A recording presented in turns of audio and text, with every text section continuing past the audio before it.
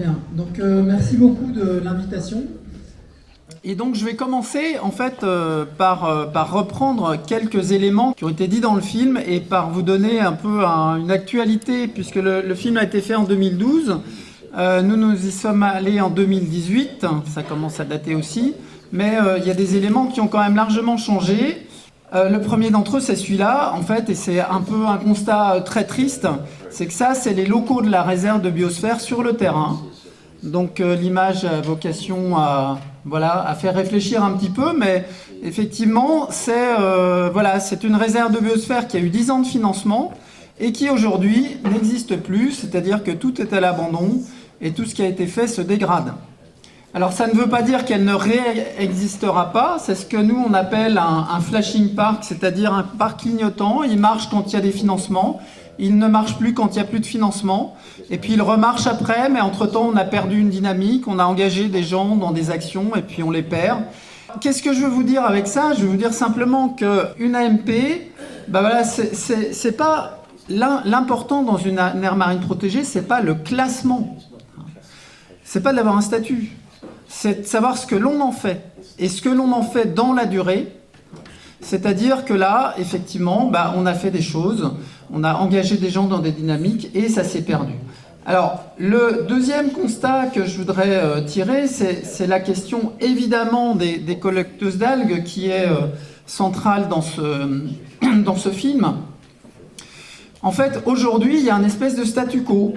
Et le statu quo, c'est que comme la réserve de biosphère n'existe plus, vous avez vu au début du film qu'en fait, on était arrivé à une forme d'accord intelligent sur le prélèvement des ressources.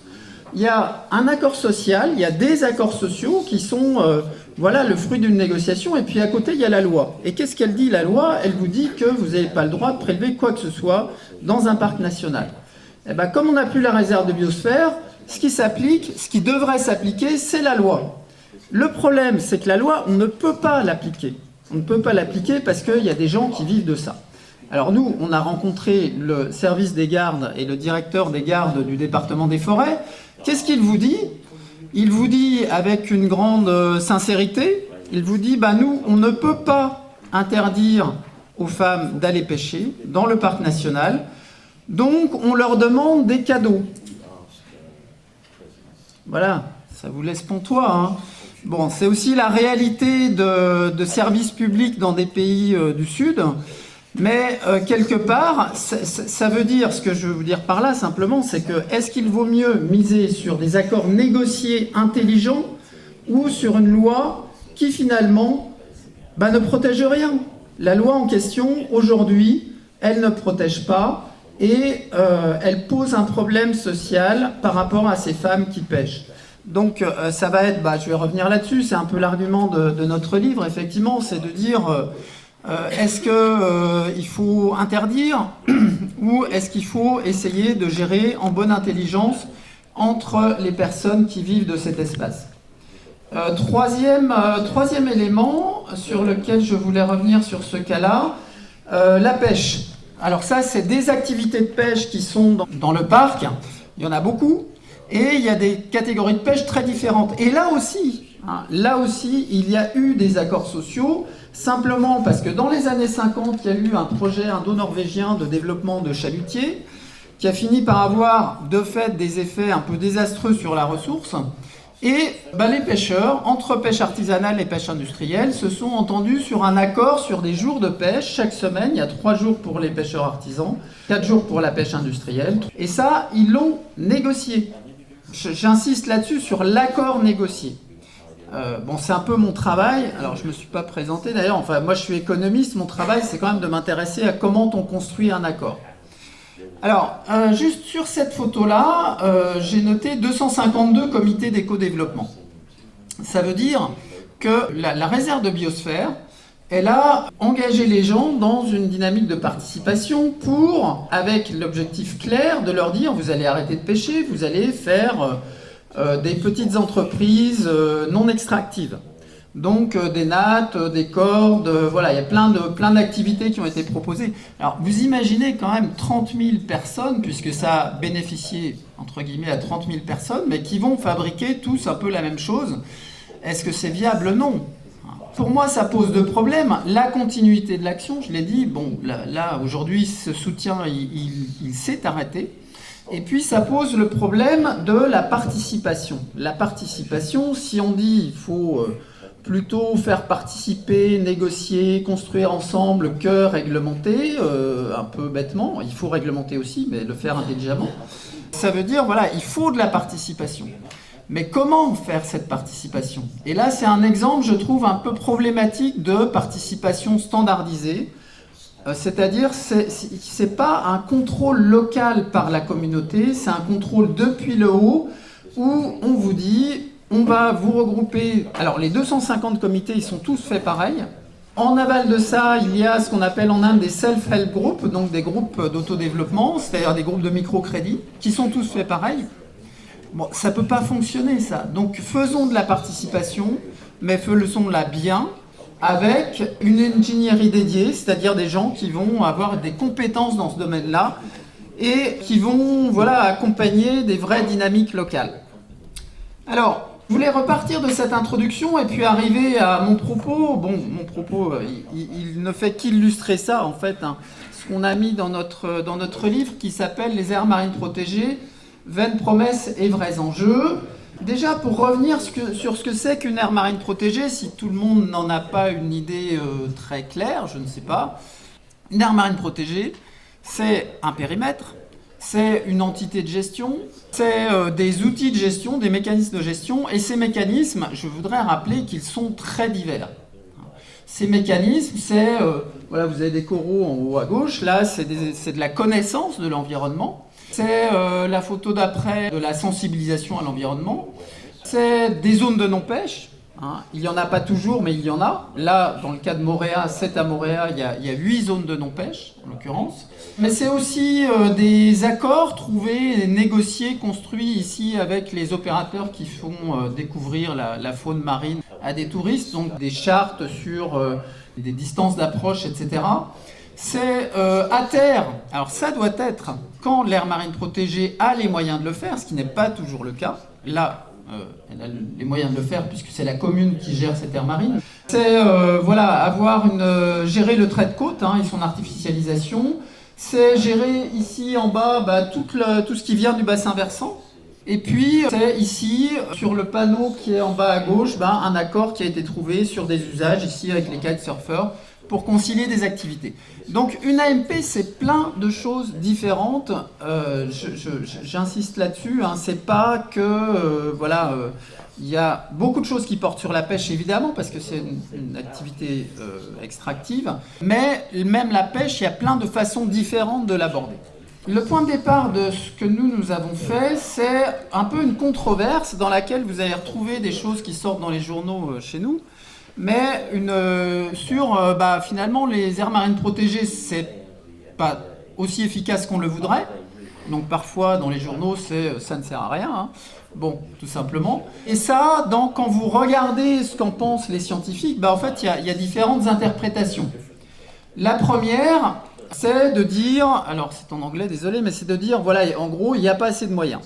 Bon, là, je pense que tout le monde est assez d'accord sur là-dessus.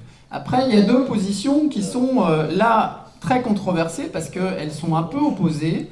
L'une qui est de dire, c'est simple, une aire marine protégée, plus on a d'interdictions et de règles, plus c'est efficace. Et donc, on a une espèce d'échelle de corrélation entre la réglementation légale, l'existence de réglementation et l'efficacité. Ce n'est pas mon point de vue, vous l'aurez compris. Et puis on a un troisième courant qui est beaucoup moins présent dans les journaux, mais qui est de dire participation not penalties, ça parle de soi-même, c'est-à-dire et il y a des analyses de corrélation là-dessus en disant plus on a de participation et une réelle participation, il y a d'ailleurs des travaux récents là-dessus, et mieux ça marche. Alors nous on est reparti de cette controverse-là en se disant on va aller voir effectivement comment ça fonctionne sur le terrain et on a pris un échantillon, alors je vous passe les détails du montage d'un truc comme ça, mais on a pris un échantillon de 13 aires marines protégées dans des espaces très diversifiés géographiquement et on y est allé. Donc c'est le choix d'une approche immersive, c'est-à-dire de se dire il faut aller voir ce qui se passe dans ces aires marines protégées. Donc on a fait des études de cas, on a eu la chance de pouvoir faire ces études de cas dans ces 13 situations avec des entretiens, avec des acteurs, de la participation à des temps de concertation quand c'était possible, etc. Tout ceci est allé sur 6 mois, ce qui est à la fois rapide, trop rapide, mais bon, et en même temps c'est ce qu'on a pu trouver. Alors, qu'est-ce qu'on en ressort? On en ressort un discours sur, effectivement, ce livre qui s'appelle « Vaines promesses et vrais enjeux ». Donc, je vais reprendre 4 vaines promesses, ou promesses, pas forcément vaines, mais des promesses, en tout cas, auxquelles correspondent un certain nombre de choses qu'on appelle ici des illusions, mais ce qui nous intéresse, c'est à la fois de dire une AMP, une aire marine protégée, ça ne fonctionne pas tout à fait comme on le dit, mais ça fonctionne comme ça. Et pour que ça marche mieux, eh ben, peut-être il faut faire aller dans telle ou telle voie. Alors, première chose, c'est ce qu'on appelle l'illusion statutaire, promesse de protection. En gros, c'est de dire un statut vaut protection. Non, un statut ne vaut pas protection. Alors, Renan, dans le cas du PNR du Golfe du Morbihan, il y a eu tout 15 ans de discussion avant d'arriver à un classement. Mais dans la majorité des aires marines protégées, c'est pas ça qui se passe, c'est-à-dire on classe et puis après on travaille.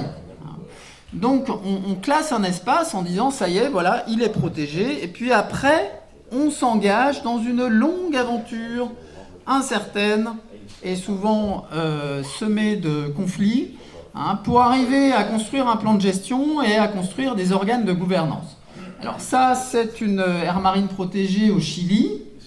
Elle a eu on a classé l'espace, on a eu un financement du Fonds mondial pour l'environnement des Nations Unies pendant 5 ans, et pendant 5 ans, il s'agissait de construire l'aire marine protégée avec les pêcheurs, essentiellement, puisque c'est une zone de pêche, c'est aussi une zone touristique, et tout le monde s'est impliqué là-dedans. Le problème, c'est qu'à un moment, on a voulu à la fois dialoguer avec les pêcheurs, construire avec les pêcheurs et les sanctionner sur certains usages.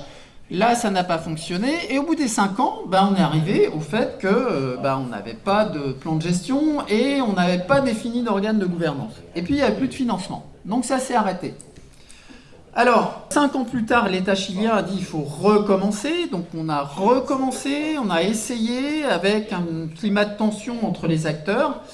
Et puis, finalement, ça n'a pas abouti. Alors, ça veut dire quoi? Ça veut dire simplement...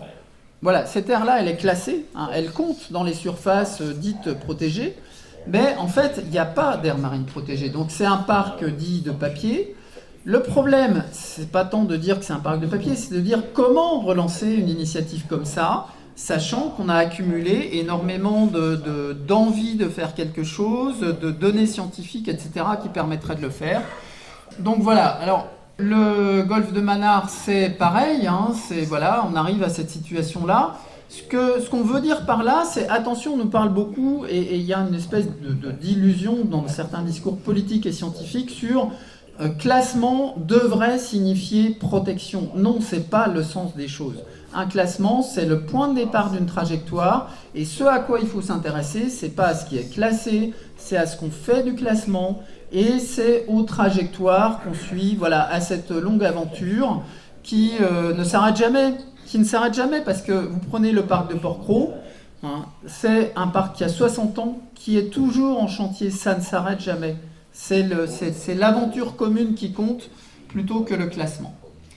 Deuxième chose, c'est l'illusion surfacique. Voilà, on est dans des accords internationaux, dans une perspective qui s'appelle le 30-30, où on veut classer 30% des surfaces du globe à l'horizon 2030. Et qu'est-ce qu'on considère quand on parle de ça? On considère la surface classée. Or, ça n'est pas ce qui se passe dans des aires marines protégées. Dans des aires marines protégées, là, vous prenez le cas d'une aire marine protégée coréenne, Corée du Sud. En fait, vous vous apercevez que, et c'est ce qu'on essaie de faire passer comme message, c'est qu'en fait, il y a 2 zones de protection à considérer et non pas une. Une zone sous protection active, c'est là où on fait quelque chose, où l'AMP réellement a des actions. Et là, en fait, dans ces aires marines protégées, c'est une toute petite bande côtière qui considère des formes de pêche comme ça, mais en fait l'aire marine protégée, elle n'a pas de prérogative sur ce qui ne relève pas de cette bande côtière. Donc c'est quand même assez problématique. Alors ça veut dire qu'il y a cette zone sous protection active où on a un certain effort de conservation, et ça ne veut pas dire qu'il ne se passe rien ailleurs. Mais ce qui est ailleurs, ça correspond à ce que nous invitons à qualifier de zone de sous-protection passive. Et là, je reviens au cas du golfe de Mannar. Le cas du golfe de Mannar, donc c'est la carte que vous avez vue tout à l'heure dans le film. En fait, c'est en bleu plus foncé, il y a le parc national, et puis autour, c'est la réserve de biosphère. Et je vous disais, voilà, la réserve de biosphère, elle n'existe plus, donc il n'y a plus d'action. Donc voilà, en termes de protection active, il ne reste plus que les parcs nationaux. Pour autant, en fait, il y a un énorme projet qui date de la colonisation, de creusement d'un canal qui passerait entre le Sri Lanka et l'Inde pour faciliter le transport maritime. Ce projet-là, il a, potentiellement, ça peut apporter une dégradation environnementale dans cette zone très importante. Et on s'aperçoit que le statut de réserve de biosphère, de parc national, est utilisé par certains pour s'opposer à ce projet. Donc c'est ça qu'on appelle protection passive. C'est pas parce que vous n'avez pas d'activité qu'il n'y a pas un certain degré de protection, parce que, de fait, on utilise le statut pour s'opposer à des dégradations irréversibles. Donc, notre propos, c'est de dire qu'il faut distinguer zone sous protection active, zone sous protection passive, et ne pas considérer globalement des objectifs quantitatifs très globaux de classement des océans. Alors, troisième chose qui est un peu centrale dans ce que nous disons, c'est la question de la réglementation et de ce que nous appelons l'illusion normative, c'est-à-dire considérer que parce qu'on va réglementer, ce sera plus efficace mathématiquement. Et que finalement, voilà, il y a une espèce d'échelle mathématique, plus on a de réglementation et plus cette réglementation, plus les interdictions porteraient sur des zones vastes, plus ce serait efficace. Alors, c'est un débat que vous avez vu apparaître peut-être dans la presse, où on nous dit, voilà, s'il n'y a pas de réglementation, ça n'est pas efficace, avec des études du CNRS qui sont dans cette ligne-là. Des AMP qui ne protègent rien du tout parce qu'elles ne sont pas réglementaires. Pour une politique commune des pêches dans des aires marines hyper protégées, ça veut dire qu'on ne peut plus rien faire. Alors, nous, on a essayé de répondre à ça par une autre tribune, qui est de dire peut-être cette vision est un peu trop simpliste. En tout cas, ce qui est sûr, c'est que moi, j'invite tout le monde à aller voir comment sont utilisées les réglementations dans les aires marines protégées, ce qu'on en fait, à quoi elles servent. Et là, on s'aperçoit que la réglementation, c'est pas tout à fait l'usage mathématique qu'on pourrait... systématique, vous avez une règle, elle est respectée, elle sert de cette façon. Non, ça ne fonctionne pas comme ça dans la vraie vie. Alors, première chose, ça c'est un exemple en Grèce. Bon, c'est un cas où vous avez c'est quand même la plage principale en Europe où il y a de la nidification des tortues, et il s'avère que ça tombe au même endroit qu'un spot touristique de masse. Donc, vous avez, sur la photo en bas à gauche, il y a, on a été négocié une espèce de répartition de la plage entre les parasols et les tortues. Les parasols, on les enlève la nuit pour que les tortues puissent passer. Voilà, une AMP, ça sert aussi à ce type de choses dans de la coordination fine, négociée, etc. Et puis, au fond, derrière, c'est une no-go zone. Cette no-go zone, ça veut dire qu'on peut ni y pêcher, ni y aller. Ça a été construit et les pêcheurs respectent ça. Alors, simplement, cette no-go zone, le parc l'a fait respecter en échange du non-respect d'autres règles. Par exemple, là, vous avez normalement une interdiction de mouillage sur cette île et il y a une espèce de tolérance et vous voyez que chaque jour, il y a effectivement plein de bateaux qui amènent des touristes qui vont mouiller sur cette île. Qu'est-ce que ça veut dire ça ? Ça veut dire que, implicitement, dans les aires marines protégées, on va hiérarchiser les règles et quelque part, on va les choisir de faire respecter celles qui ont de vrais enjeux et au détriment de celles pour lesquelles on considère qu'il y a moins d'enjeux. Donc la réglementation, c'est un support de négociation, de dialogue avec les usagers. Je pourrais revenir là-dessus. En France, vous avez les mêmes questions. Si vous regardez comment les règles sont appliquées dans un parc national à Port-Cros, c'est avant tout un support de discussion avec les usagers, de sensibilisation. La règle, c'est comme ça qu'on l'utilise, la réglementation, avant toute chose. Je ne vous dis pas que ce soit bien, mais je vous dis que c'est pragmatique. C'est une adaptation pragmatique. La réglementation, par ailleurs, elle sert de support de négociation, mais ce qui fait la force de la réglementation, c'est justement le fait qu'elle soit négociée. Là, c'est une image, ce qu'on appelle à Port-Cros le groupe ad hoc. Le groupe ad hoc, c'est un groupe qui a été constitué au moment de la création du site Natura 2000 et dans lequel vous trouvez des pêcheurs professionnels, des pêcheurs de loisirs, des représentants des clubs de plongée, etc. Et tout ce monde-là, voilà, c'est un espace ouvert, tout ce monde-là vient, discute et s'entend sur un certain nombre de choses. Et ce qui résulte de ça, c'est aujourd'hui une zone de non-pêche, dite zone ressource. Cette zone de non-pêche, elle fonctionne, et il n'y en a pas beaucoup qui ont émergé comme ça et qui fonctionnent comme ça. Elle fonctionne parce qu'elle a été proposée, co-construite par toutes ces personnes. Ça a pris du temps, mais c'est ça qui donne une force à cette zone de non-pêche.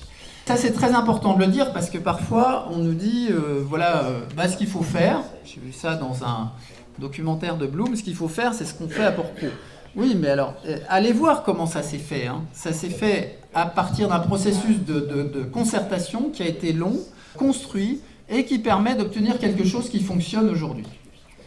Alors, toujours sur la question de la réglementation, en fait, ce qu'on voit sur le terrain, c'est que dans la pression pour dire il faut réglementer, interdire, etc., on ne pense que réglementation, c'est-à-dire réglementation légale. Or, moi je suis économiste, l'économie des institutions. Les institutions, c'est entre autres des règles. Et dans les règles, on distingue bien d'autres choses que de la réglementation légale. On distingue de la réglementation légale, c'est une chose. Pour qu'elle soit appliquée, il faut des moyens de contrôle. Est-ce que nos États ont des moyens de contrôle suffisants? Ça, c'est une question. Ensuite, on distingue des règles contrat, c'est-à-dire c'est des règles qui sont négociées, construites. Quand vous allez voir les pêcheurs de Rapa Nui, l'île de Pâques, ils vous disent clairement, nous, on ne respecte pas la loi. On respecte des accords sociaux. Bon, voilà, moi je le constate, c'est tout. Ensuite, on a des conventions, c'est-à-dire des règles tacites. Et bien souvent, dans des aires marines protégées, on travaille aussi sur ces conventions, sur l'évolution de ces conventions. Donc ça veut dire, attention, ne nous intéressons pas qu'à la règle légale. On a beaucoup d'autres formes de règles qui sont tout aussi respectées, voire souvent beaucoup mieux respectées. Alors, dernière chose sur cette question de réglementation, la réglementation, malheureusement, il faut, parfois c'est une solution. Mon propos n'est pas de dire il ne faut pas de réglementation. Il faut de la réglementation, mais il ne faut pas ignorer ce qui existe par ailleurs. La réglementation, parfois, elle devient le problème. Bon, là, vous avez, ça c'est une aire marine protégée au Brésil, dans laquelle on peut constater deux choses. La première chose, c'est que depuis 40 ans, l'aire marine protégée a été créée en 1986. Il n'y a pas de plan de gestion. Pourquoi? Parce que normalement, il ne devrait y avoir personne dans cet espace, parce que c'est une station écologique. Les gens résistent, restent, donc on les laisse dans des situations d'incertitude. Et au final, on ne parvient pas à appliquer la réglementation et on reste dans un entre-deux qui a un impact environnemental et social désastreux. Donc la règle devient le problème au lieu d'être la solution. Donc, par rapport à un cas comme ça, il faudrait arriver à sortir de la réglementation pour rentrer dans la négociation. L'autre chose que je voulais dire là-dessus, simplement sur un autre cas au Brésil, on s'aperçoit qu'on a réussi à expulser les pêcheurs, mais on a oublié que les pêcheurs, ils ont des règles d'usage des lieux, et quand il n'y a plus de pêcheurs, il n'y a plus de règles d'usage des lieux. Donc ça a des effets négatifs parce que, de fait, il y a d'autres gens qui viennent illégalement, et puis on n'a plus de contrôle social sur la zone, Donc attention, la réglementation, c'est très important, mais ça doit être utilisé avec parcimonie. Bon, dernière chose et qui est très développée dans cet ouvrage, puisque c'est quand même notre propos, c'est de dire la dernière illusion en question, c'est l'illusion universaliste, c'est dire on va finalement, alors je mesure mon propos, vous avez une énorme diversité de statuts d'aires marines protégées dans le monde, avec des objectifs différents, avec des principes de fonctionnement différents, etc. Pour autant, le modèle qu'il y a derrière est le même et se veut universaliste. C'est-à-dire, on délimite un périmètre en mer, même s'il y a une partie terrestre, mais il y a quand même une partie maritime. On considère séparément la terre et la mer. On crée une entité de gestion spécifique et on applique des outils de gestion. Voilà. Alors ça, c'est à Moorea, par exemple. Je reviens à Moorea. Vous avez 8 zones de non-pêche. On a eu pendant 12 ans une aire marine protégée qui a fonctionné correctement. Et puis, au moment de la révision du plan de gestion, c'est la photo qu'on voit en bas, les pêcheurs sont rentrés en conflit et ont dit « nous, on n'est pas d'accord ». Et ils ont posé les problèmes. Et heureusement, il y a eu une réaction positive qui a été de dire « on va vous écouter, on va prendre le temps et on va arriver à quelque chose ». Et ça permet aujourd'hui d'avoir une situation qui s'est améliorée avec une vraie intégration des pêcheurs. Alors, la question, c'est pourquoi ils n'étaient pas d'accord. Et là, nous, dans le livre, il y a toute une partie qui est consacrée aux conflits. On a essayé de comprendre ce que nous disent ces conflits, parce qu'il y en a énormément dans les aires marines protégées. Ce qu'ils nous disent, alors je vous retransmets quelques citations. Ça, c'est effectivement en Polynésie. Mais alors, pourquoi vous faites des aires marines protégées là où il y a beaucoup de poissons ? Ça semble évident, dans les aires marines protégées, on fait de la zone de non-pêche là où il y a beaucoup de poissons. Pourquoi ne pas les faire là où il y en a peu ? Pourquoi on pose cette question ? Parce que dans la culture polynésienne, on fait des zones de non-pêche temporaires, toujours temporaires, en les suivant avec une observation permanente des milieux, là où les zones sont dégradées. Je ne dis pas que ce soit la solution. Ce que je dis, c'est qu'on a un modèle que l'on applique partout, sans le mettre en discussion, et qui n'est pas compris par les gens. Et là, c'est un exemple type des pêcheurs qui ont été habitués à de la protection temporaire, là où la zone est dégradée. Comment voulez-vous qu'ils comprennent naturellement qu'on leur dise, voilà, là, on va protéger là, parce que c'est une zone riche. Donc il y a un modèle, il faut le mettre en discussion, il faut le flexibiliser par rapport à des cultures locales. En Colombie, ça c'est une communauté qui nous dit, voilà, nous sommes un peuple tranquille, nous sommes pauvres, il n'y a pas beaucoup d'argent, mais nous sommes riches, nous avons ce qu'il faut ici, on peut s'asseoir tranquillement face à la mer en discutant. Pourquoi ils nous disent ça ? Ils nous disent ça parce que on a une aire marine protégée qui veut absolument les engager dans des dynamiques de développement, alors qu'eux, ils ont un objectif de coexistence dans des dynamiques de développement à partir de l'idée qu'on s'en fait, c'est-à-dire un développement basé sur l'individu, alors que là, il s'agit d'une communauté afrodescendante qui a un principe et des objectifs de coexistence communautaire, sans enrichissement personnel. Donc il y a une incompréhension totale. Donc l'idée, c'est là aussi de mieux écouter, répondre aux aspirations et ne pas calquer un modèle qui ne correspond pas. Et puis dernière chose, ça c'est l'île de Pâques, Rapa Nui, où un leader communautaire nous dit un groupe gère la terre, un groupe gère la mer, on ne peut pas diviser terre et mer, c'est une île, c'est ridicule. Bon, c'est assez virulent quand vous entendez ça. Mais pourquoi il nous dit ça ? Là aussi, c'est parce que le principe d'une aire marine protégée, c'est d'introduire une autorité additionnelle. Or, le principe de gestion d'un peuple autochtone comme les Rapa Nui, c'est qu'il y a une autorité unique pour tout gérer et qu'il y a une continuité terre-mer. On gère la terre et la mer qui est notre territoire comme est la terre. On n'a pas du tout cette séparation terre-mer. Donc, ce que je veux vous dire à travers ces quelques exemples, c'est simplement que le modèle, il faut le flexibiliser, le permettre qu'on y intègre des choses qui ne sont pas du tout dans nos références culturelles, mais on ne peut pas avoir un modèle universel. Alors, je vais terminer par, si j'ai encore le temps, par vous raconter une petite histoire qui me semble plus positive, même si mon propos, voilà, je suis critique, mais j'aimerais être positif sur ce qu'on propose. Hein. C'est le cas de Rapa Nui. Et je pense que cette histoire illustre pas mal de choses. Rapa Nui, bon, c'est un peuple autochtone, qui a vécu beaucoup de choses compliquées, qui vit essentiellement de la pêche. Pourquoi ? Parce qu'à un moment, ils ont été parqués sur une partie de l'île et on a mis des moutons sur tout le reste de l'île. Hein, bon, sympathique. Donc tout le monde vit un peu de la pêche. Et ça, c'est une photo qui est en couverture de l'ouvrage, qui est une photo de la fête du Saint Patron des pêcheurs, où ils invitent tout le monde à manger ensemble du poisson qu'ils ont pêché, tout le monde quel qu'il soit.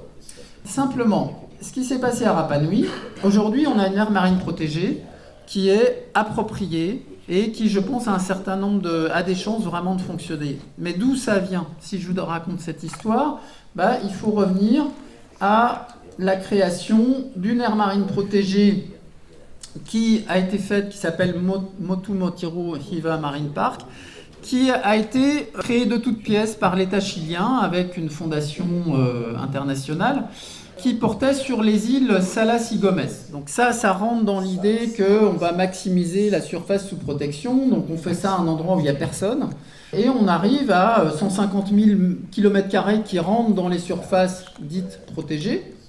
Le problème, c'est que la communauté Rapa Nui, elle considère que c'est son territoire. Et que la mer en question, c'est un espace qu'elle a approprié, et donc ça donne lieu à un énorme conflit. Bon, dont il reste des traces, même si ce conflit est terminé, il en reste des traces manifestes sur l'île. Et donc, qu'est-ce qui se passe ? Vos 150 000 km² classés, cette aire marine protégée, aujourd'hui, elle n'a pas d'existence. Donc ça rentre dans ce qui n'existe pas parce que c'était inacceptable pour une communauté locale. Donc à partir de là, on peut se dire, c'est foutu, tant pis. Hein. Mais en fait, sur les géographes des conflits nous disent que le conflit sert souvent à créer quelque chose. Et là, ça a créé quelque chose. Ça a créé quoi ? C'est que la communauté, elle s'oppose, mais elle dit, mais nous, ce qu'on veut, c'est protéger notre espace. C'est ce qui nous amène à dire la vieille image il y a ceux qui veulent conserver contre ceux qui ne veulent pas, ça n'est pas représentatif c'est une minorité de conflits. Dans la majorité des conflits, c'est ceux qui veulent protéger d'une certaine façon contre ceux qui ont une autre idée de la protection. Et donc la communauté, elle va reprendre, comme dit le leader qui est en photo ici, il nous dit c'est le début du boom de la conservation. C'est-à-dire que nous, on s'est dit comment on va faire effectivement pour conserver notre environnement. Et de ce conflit est née une table ronde des usages de la mer qui va proposer, mener des actions déjà, et puis à partir de là, vont naître finalement 4 projets un peu idées, avec 2 projets concurrents, avec quelques conflits aussi au sein de la communauté Rapa Nui. Mais finalement, en 2018, on arrive à une aire marine AMCP-MU, ça veut dire aire marine côtière, aire marine et côtière protégée multi-usage, qui a été faite avec la communauté, avec des règles tout à fait particulières. Donc ça veut dire qu'on a repris le modèle proposé et puis à partir de là, on a innové pour construire des formes de règles, des formes de gouvernance qui n'existaient pas au Chili et qui sont tout à fait nouvelles. Cet exemple-là, je le trouve intéressant parce qu'effectivement, c'est sur les cendres d'un modèle qu'on arrive à reconstruire, à s'approprier quelque chose. Nous, dans le livre, on a essayé de s'intéresser à la façon dont les acteurs locaux essaient de reconstruire différemment une protection par les aires marines protégées, en adaptant ce modèle, en le tordant, en le contournant, etc. Je pense que quelque part, à un moment, il faut effectivement rendre ce modèle que l'on propose, qui est proposé par des acteurs qui sont quand même dominés par le Nord. Il faut arriver à reconstruire les choses en rendant les choses plus flexibles et un peu différentes. Voilà, je vous remercie.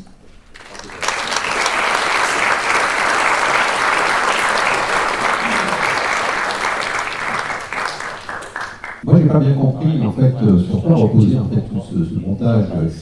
D'où venaient ces directives? Elles viennent de l'ONU, enfin, c'est-à-dire sur quelle base on s'est appuyé pour lancer tous ces programmes, c'est-à-dire 30% en 2030 de zones d'air protégées. Je comprends qu'il y a quelque part une politique malthusienne derrière ça, avec le développement peut-être des plus amples ressources par endroit, mais il voulait savoir d'où émanaient ces directives et comment elles ont été construites et sur quel rapport exact en fait partagé ou pas d'ailleurs par les intéressés. Ça a l'air d'être le problème finalement. Donc je voulais avoir un petit peu plus d'éclaircissement. Oui, non, bah, ça c'est effectivement, j'aurais pu resituer ce cadre-là, mais c'est des accords internationaux. Donc c'est les pays qui se sont entendus dans le cadre de table ronde internationale sur, donc au départ c'était les objectifs d'Aichi en 2010, et puis là c'est la stratégie 30-30. Et en fait, c'est une espèce de coalition. Enfin, quand vous regardez la façon dont ça fonctionne, il y a beaucoup d'ONG qui sont investies dans des mouvements internationaux qui essaient de faire pression là-dessus. Et puis, les États se sont engagés là-dessus. Après, quand vous regardez le contenu, bon, ce qui ressort, c'est effectivement cet objectif surfacique. 30%, voilà, c'est le... Et puis, il y a des modulations sur voilà, la place des peuples autochtones, la participation, etc. Mais voilà, on reste vraiment centré là-dessus, et c'est les États qui s'engagent là-dessus, et ça explique qu'il y ait une course à la surface de la part... Bon, l'État français en est un exemple, hein. On va essayer d'optimiser, de maximiser la surface classée pour répondre à ces objectifs. C'est le cadre général. Si je peux compléter, en fait, le problème majeur posé par ces objectifs quantitatifs, c'est que où peut-on faire de la surface? Bon, aujourd'hui, on a à la fois l'objectif général et puis le fait de dire on va faire des zones de protection fortes. Où peut-on faire de la surface? Bah là où il y a le moins d'usage, où il y a le moins de résistance, où il y a le moins d'activité. Donc on a tendance à les faire là où il faut. Où c'est le plus facile, mais pas là où il y a le plus d'enjeux en termes de biodiversité. Ça, c'est un autre effet de la politique du chiffre, en fait.